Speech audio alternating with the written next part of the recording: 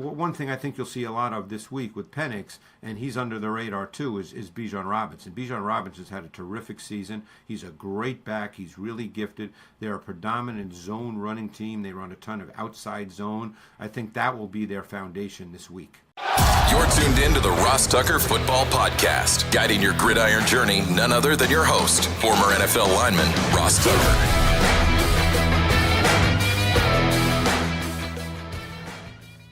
Oh, yeah, it is. But it's not just any Ross Tucker Football Podcast. You know it. You love it. It is a teaching tutorial Thursday, presented, of course, by DraftKings. I'm Ross Tucker, former NFL offensive lineman, 5 teams, 7 years. Most of you know that. Thursdays means we have the unbelievable knowledge being dropped by our guy, Greg Cosell from NFL Films. Absolutely love talking with Greg every Thursday. I do apologize. It's a little bit later than normal. I am out in Los Angeles because I'm doing the Broncos and Chargers tonight on Westwood One Radio. And so I didn't even get out here till after 3 a.m. Eastern. So a little bit later than we normally record. So sorry about that for those of you that count on it for a certain time of the day. This doesn't happen very often. Always do the best we can for each and every one of you. You can check out Greg on social media at Greg Cosell. Tomorrow, I'll announce winners that are people that have spread the word via social media, even if that means rating and reviewing the show at Ross Tucker NFL, at Ross Tucker Pod. Those of you that have taken advantage of any of our sponsors. And then those of you that have made a YouTube comment, I love giving you guys a video. I record on my phone, email it to you, youtube.com/Ross Tucker NFL. All you have to do is make a comment, and I will hopefully pick you as the winner. It's Big Show time. Greg Cosell is always presented by Smirnoff, the world's #1 vodka. Please drink responsibly. The Big Show. All right, Greg, let's start with my game tonight. Actually, a bunch of good games this weekend and a bunch of standalone games. Let's start with my game tonight and what you're looking at, what interests you with the Broncos and the Chargers. You know, I think one thing that's interesting to me, and it's not really talked about with these two teams a whole lot, is the Broncos' defense. You know, obviously Nix has talked about, Justin Herbert's talked about, but the Broncos are a really good defense, and I'm sure you've done your work for the game, so you know this. They have one of the highest percentage blitz defenses in the NFL. But what's really fascinating about that is their pressure percentage goes down on third down, not up. But yet they still have one of the highest blitz percentages in the league. They've got two really good edge players that a lot of people may not know about, in Nick Benito and in Jonathan Cooper. Those are really good players. And now that P.J. Locke is back in the secondary, I really like their safeties. Locke and Brandon Jones, I was always a big fan of when he played in Miami. And I actually talked to people that coached him when he was in Miami, and they said he's a really good player. And I think that really shows up on tape. So this defense to me, and Zach Allen, you know guys like Zach Allen, you played against guys like that. They're really difficult to deal with. They may not get 15 or 16 or 17 sacks, but they can dominate games without being big on the stat sheet. This is a really good and tough defense, and it's been somewhat dominant at times this year. Totally agree. They got a couple good edge rushers. Allen is terrific, what you're looking for as an interior guy. And then, I mean, Surtain is just really, really good. Oh, yeah. I mean, I almost didn't feel the need to mention him because we all know about him. Yeah. Right. He is, and he helps them quite a bit. People don't even want to throw it where he is. And I even thought, I know Singleton's hurt, but I even thought their off-the-ball linebackers, Justin Sternad and Troy Dye did some good things in their last game. They got a bunch of kind of unheralded guys. Do. And I'll tell you a guy that, again, and every team needs, because they play nickel so much, and they're a predominant nickel, sub defense. They don't play a ton of dime. That McMillan kid, who is a smaller school kid, he's been a really good player for them for a couple of years, and he's another guy that's not talked about very much. Totally agree. All right, let's move on to these two Saturday games because they're very, very interesting, and they're big games with playoff teams. You got the Texans and the Chiefs. I don't know how he does it, Greg, but So far, Patrick Mahomes has practiced fully so far this week. We had Kalen Bullock, who, speaking of young guys that people don't know, we had Kalen Bullock, the safety for the Texans, on the show yesterday, who's had a really good year, and he told me that they are very much preparing to face Patrick Mahomes, and it looks like they're going to. Yeah, I think so. But, and maybe this is a defensive-based show, Ross, but that Texans defense, again, they don't get talked about a whole lot either, and that's another defense that should get talked about a whole lot. And there's a couple of really interesting things about them. Number one, Hunter and Anderson, who are predominantly edge players, although they will line up inside at times in their nickel. They're a nickel defense, not a dime defense. They have the high. Hunter has the highest win rate percentage in the league for an edge player, and Anderson is not far behind. But the thing that's so fascinating about them is they do not need to change personnel. They literally play nickel on almost every snap because Eric Murray and Jimmy Ward are players who have both safety skills and corner skills, and they're both kind of interchangeable players. So since Petrie has gotten hurt and been out, they've been able to play Murray and Ward, and those guys are really good players for them, and they play a lot of single high, and that's exactly what Bullock is. I did him coming out of USC. He's a pure single high post safety. He's got range, he's got instincts, he's got awareness. He's a really good post player. That's what he is. He's not a box safety. He's a post player, and that's the way he's deployed in the context of their defense. They just got Christian Harris back, who started this past week. I have to admit that To'o's had a really good year. I didn't think he'd be this good a pro. He's been really solid for them. They have a really, really good defense that, again, just like Denver, I don't think it gets talked about enough. Just as background for you, Greg, interestingly, they told me that To'o lost a decent amount of weight, and that's really made a difference in his game. He lost like 15 pounds. Interesting. And he's become, he was built more like an older school linebacker. He lost 15 pounds, and it's made him much more athletic and better in coverage, which has really been helpful, especially with the way the NFL game is. It's funny you say that because one reason I didn't think he'd be a great pro, watching his tape at Alabama and obviously played at Tennessee, he was a 4-year college starter in the SEC, was I didn't think he had quite enough quickness and juice to be a true starter in the league. Like he was a good football player. Like you could see he had instincts, awareness, but I just didn't think he had the athletic traits to be a starter. But he looks much quicker this year playing in the NFL, and I'm sure that's the reason. Yeah, he realized he needed to lose weight to be better in coverage, and it's helped a lot, which I love hearing stories like that. Adapt, improve, figure out ways to get better. It's awesome. And then we'll see what Patrick Mahomes can do in that game. I don't know. He's played really well on bad ankles before. I think they were telling me at Kansas City radio this is his 6th ankle sprain, and he's never missed a game. I know.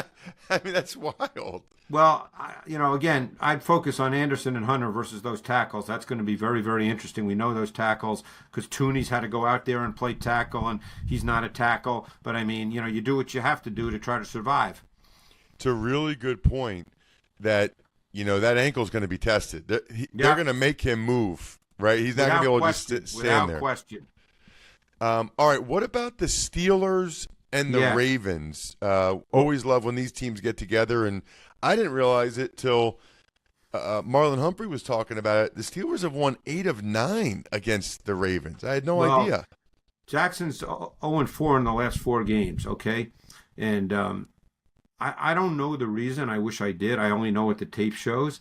But the things the Steelers do, they're not the only team that does those things against Lamar Jackson. But they work against Lamar Jackson, whereas they don't necessarily work when other teams do them. So I don't know, because one thing that the Steelers do really well, and Lamar has struggled with, is a lot of disguise and late rotation and coverage. And they get to cover 2, for instance, in many different ways, so it never looks quite the same. In these 4 losses, the last 4 consecutive losses, Lamar has more interceptions than touchdowns. He's not scored a rushing touchdown. He hasn't run for a lot of yards. They do a really, really good job. And like I said, it's not as if they're reinventing the wheel and are doing things that nobody else has ever done. But I want to say one thing about Todd Monken and Lamar. I think it's really remarkable, Ross, that they have the passing game that they do when on a good percentage of their snaps, they're essentially playing with four eligible receivers. Because Patrick Ricard is not really a receiver. So even though he's technically, by rule, an eligible receiver, he's not. So they're playing really with four eligible receivers. And to have the passing game that they have playing that way, I think that's a real tribute to Monken and Lamar. Wow, that's a cool thing. The thing I don't understand about what you said is like it. A lot of people try to do late disguise. Yeah. A lot of people try to do that to Lamar Jackson, and he's been tearing everybody else up. It I don't have a great answer, but it works when the Steelers do it. That is wild. All right, let's talk about the Atlanta Falcons. I think that's obviously one of the major topics this week. They're playing the Giants. That's not what's important. What's important is they made a big change here, Greg, going from Kirk Cousins to Michael Penix Jr. I mean, we've all seen that Kirk hasn't played well. I don't even know what to ask. I mean, what do you think happened there? Because it felt like he was playing better earlier in the year. You know what, Ross? I wish I had a brilliant answer to this. And I don't. Kirk Cousins, has played really at a high level in this league for years and years. He was the kind of quarterback that was a pocket player. He saw things clearly. He had great timing, great anticipation, precise ball location. If you reduce it to simplest terms, he was one of those guys that threw it to the right receiver at the right time with the right kind of throw. He did that year in and year out consistently. You pretty much could pencil Kirk Cousins in every year before the season for 32 touchdowns and 10 interceptions. Yeah, he'd have a bad game or two during the season, but for the most part, that's what he was. And then this year, for some reason, I wish I could be in his head, but he's just not seeing it the right way. He's not delivering the ball when it needs to be delivered. He's an uncomfortable player. Now, a couple of things can be said tactically. They've made him a shotgun quarterback, okay? And to me, again, I don't rip coaching staffs. They know more than I do, so that's not my point. But he's had great success in his career as a play-action quarterback under center. And they've not really deployed him in that way as much this year as what his past has been when he's had great success. I can't speak to the reason why, but that's not what they've done in Atlanta. Right. So I guess I have assumed, because I think they're last in the league in play action passing, I have assumed that it has something to do with the Achilles. What I don't really understand, Greg, what I don't really understand, and I'm confused by, is he was playing better earlier in the year. You know what I mean? Like I don't like. I can understand new offense. I can understand coming off of injury, but he was better earlier in the year. He sure was. It's funny you say that because I got a call from a coach on Saturday morning after their Thursday night game against Tampa when he threw for 500 yards. And from a coach who'd been in the league for years and years and years, who said that was one of the best passing performances he'd ever seen in all his years in the league, because he was playing against a team, the Bucs, that blitz a lot, and he had to, beat blitz. So, like I said, I don't have a brilliant answer, but one thing I think you'll see a lot of this week with Penix, and he's under the radar too, is Bijan Robinson. Bijan Robinson's had a terrific season. He's a great back. He's really gifted. They're a predominant zone running team. They run a ton of outside zone. I think that will be their foundation this week. Let's talk about Detroit and Chicago. The struggles continue for Caleb Williams, but going against this Lions defense, which just lost 3 more guys, I don't know, maybe this is the right team for him to be playing now. Yeah, we'll see. I mean, obviously on offense, the Lions offense has not lost a ton of people, and they can still score. We know that. I mean, they lost Montgomery, so we'll see what they do with Gibbs, although Craig Reynolds is the next man up, and he's played for them over the years, so, he'll get meaningful snaps, I would imagine. But the Lions defense, they've just lost so many people. But the Bears on offense, I mean, I don't know if you watched the Monday night game. I thought Troy Aikman was really honest about Caleb Williams. Obviously, Troy does his work, watches tape, knows the position, better than you or I do. What really struck me is something he said, and now that when I watched tape this week, it was resonating in my brain the whole week when he said, quarterback sacks are on the quarterback. He said, if you don't want to get sacked, you don't have to get sacked. And I've thought about that for years in a different way, but when Troy said it, it resonated with me, and I think that's 100% true. Now, you played offensive line, unless there's a true jailbreak and a guy gets there in like 1 second, there's just a totally blown first level assignment. Quarterback sacks are way, way more often on the quarterback than on the O-line. And Troy spent a lot of time talking about that with Caleb Williams. And I've seen every Caleb Williams snap this year, and that's a very fair statement. 1,000%. It's funny because as soon as he said it, I posted it on social media, and I've long said that. I think pressures, you could argue, are on the offensive line. But, whether or not you actually get hit, whether or not you actually get sacked, I think a lot of that has to do with, the quarterback, right? There's certain guys over the years, Manning, Brady, Breeze obviously come to mind, that just didn't get sacked that much. Williams really has a tendency to kind of put his eyes down, to look at the rush coming, to try. I think he's had so much success in high school and college making the rush miss, extending plays and making them big plays, that he still is trying to do that in the NFL, and he cannot do it nearly as well at this level. And his movement, because of that, looks to me, just watching both games on TV and then the tape in detail, his movement looks random. Like, I don't feel like when you watch a Josh Allen or a Patrick Mahomes move, they always feel like they're moving. There's a purpose. Like, you feel something good is going to happen because they're in charge of their movement. It's calculated. It's controlled. Williams, and we're not making a comment about what happens in his career, by the way. I don't want people to think I'm saying that, he can't be any good. He's a rookie quarterback in the NFL. Maybe in 3 years we'll be saying he's great. I hope so. It's great for the league when young quarterbacks become great. But right now he just looks frenetic and uncontrolled. Greg, let's talk about the Titans and the Colts, mainly because it's my game for CBS. And there you go. I don't know if you have any thoughts. The Titans are making the quarterback change again because of Levis and the turnovers. I found watching the Colts really interesting. Richardson, Greg, he makes some incredible throws and then misses some easy ones. It almost looks to me like his feet are hardly ever set when he's throwing the football. I mean, you're not supposed to do that as a quarterback. No, and he struggles to see things right now. He's not. I don't think he's making the needed connection between the route concepts and the coverage. So his processing is slow. But you're right. There's 2 or 3 throws a game that you go, wow, that's a really, really good throw. But there's some really, again, I'm not a numbers guy, but usually when I watch a guy and I see things on tape, sometimes then I look at numbers to see if it validates what I see.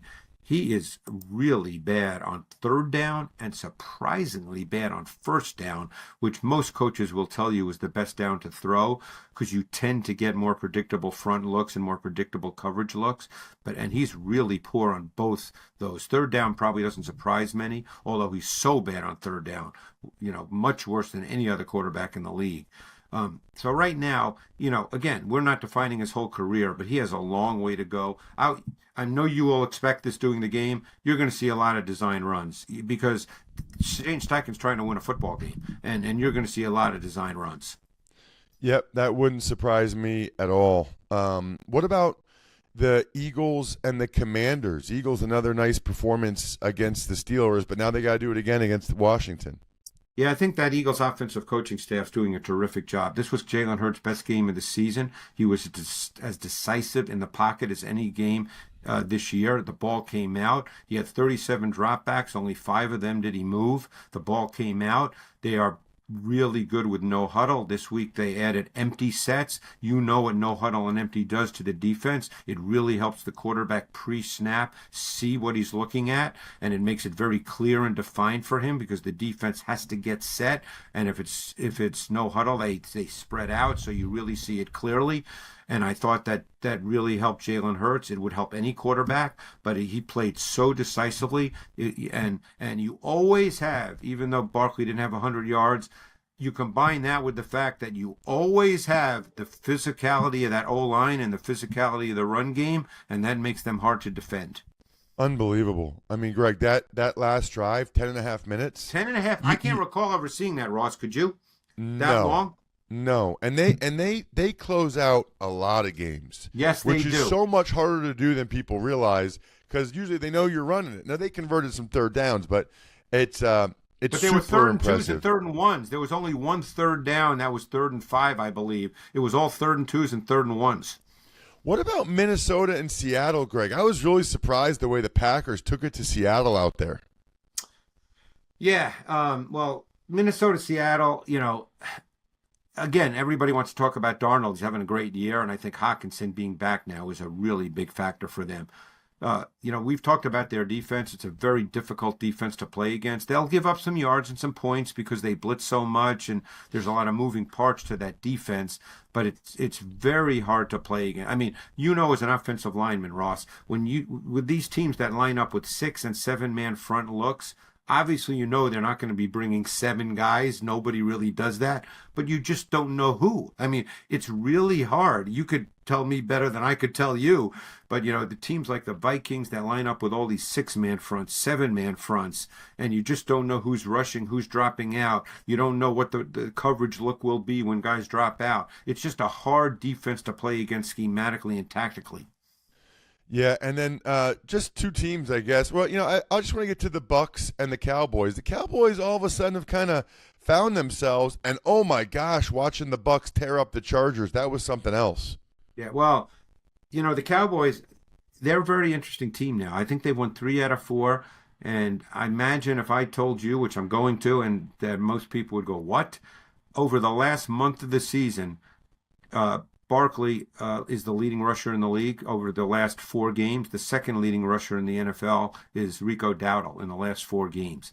And what did we talk about all season with the Cowboys? That they couldn't run the ball. So all of a sudden, they're running the ball.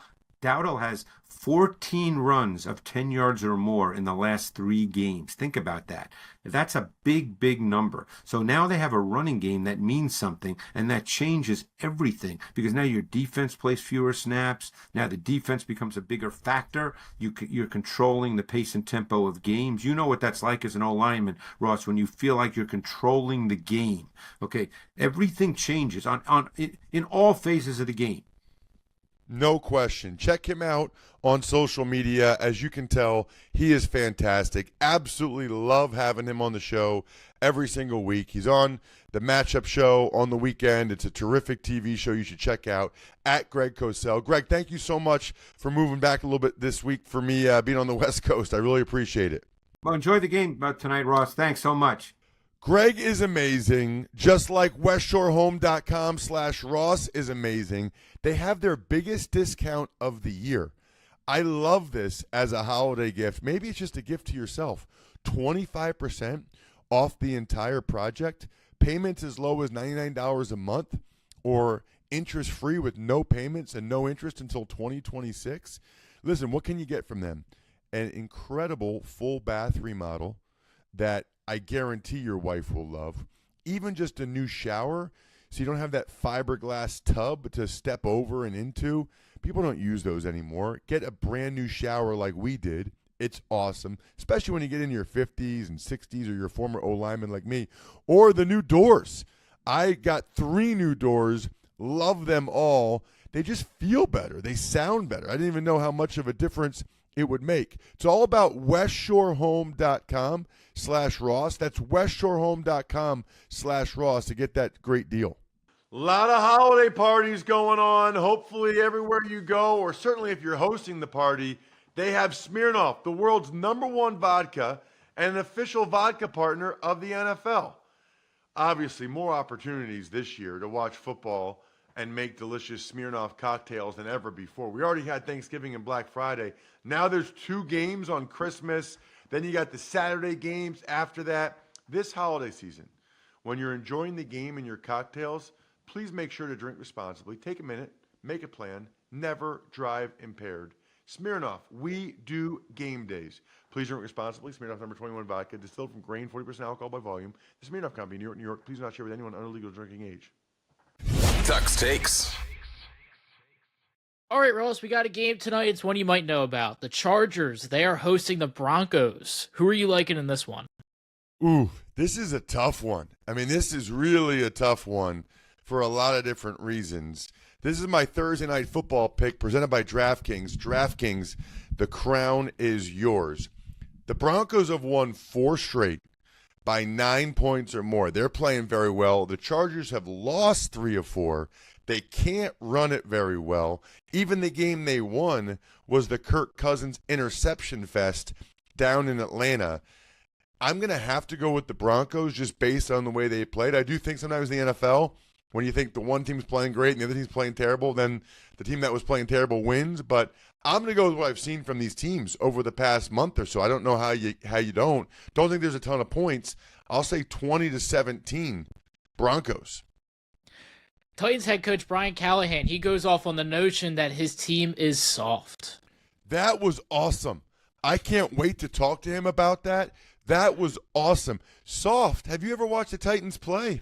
I mean, like Jeffrey Simmons and the way their corners are up playing press man. I don't know who asked him the question, but it's a very, very not smart question. The Titans don't play soft at all. Now, they don't play well. They turn it over. But there's no softness. I mean, I love what he said. Can you imagine telling Tavondre Sweat and Jeffrey Simmons or Harold Landry or any of the Kenneth Murray they're playing soft? Good luck.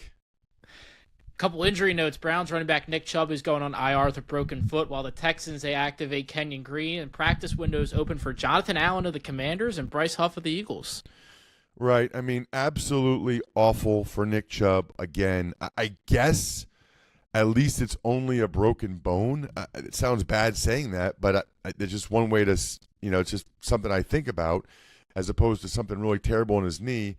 Kenyon Green's the former first-round pick. They had actually moved Titus Howard to left guards. I don't know if Kenyon Green will be out there. And Jonathan Allen and Bryce Huff could be difference makers in the postseason for both of those teams. We'll see what they're like coming off these injuries, but both the Commanders and the Eagles getting reinforcements exactly when they need it. Other than that, picks Friday tomorrow and a winner's Friday. I think we're done here. Thanks for tuning in to the Ross Tucker Football Podcast. Make sure to also check out Even Money, Fantasy Feast, and College Draft, all on the DraftKings Network on Samsung TV Plus, YouTube, or subscribe to the podcast on your favorite platform. Shout out myfrontpagestory.com. It is not too late. I actually think it's better to buy this for a loved one, and then you give it to them, and you tell them, hey, I'm having a story written about you. Can you imagine the anticipation of them waiting for the story to come? Incredible. myfrontpagestory.com, backofficescheduler.com, humanheadnyc.com, Sporticulture.